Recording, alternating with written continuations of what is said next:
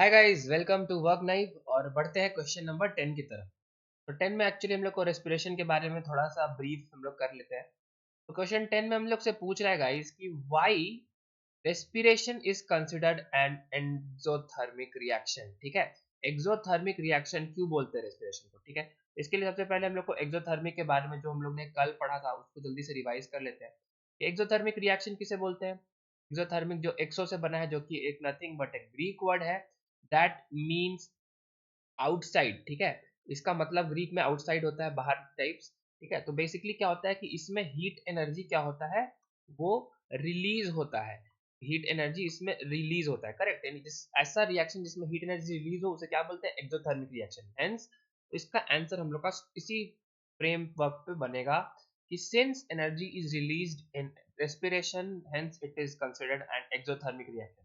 और हम लोग सिंपली बोल सकते हैं respiration is a process, okay, is a process in which heat energy is released.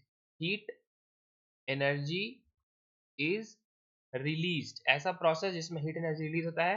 Hence it can be called as exothermic reaction। ठीक है, hence it is known as or it can be called as what, an exothermic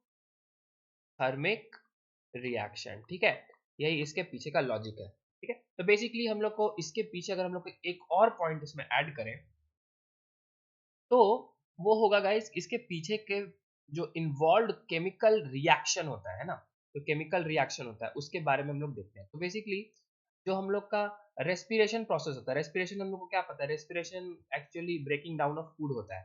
तो हम लोग के जब हम लोग खाना खाते हैं, ठीक है, खाना जो खाते हैं जैसे उसमें क्या होता है, ग्लूकोज होता है। ग्लूकोज का फॉर्मूला को क्या पता है, उसको हम लोग को पता है, वो होता है C6H12O6।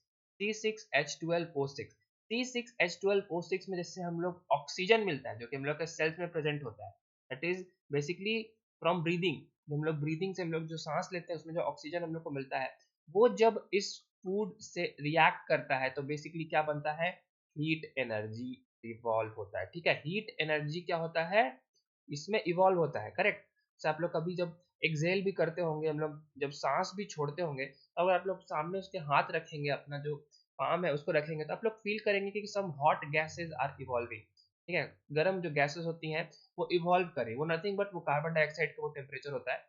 ठीक है, इसलिए वो गर्म लगता है।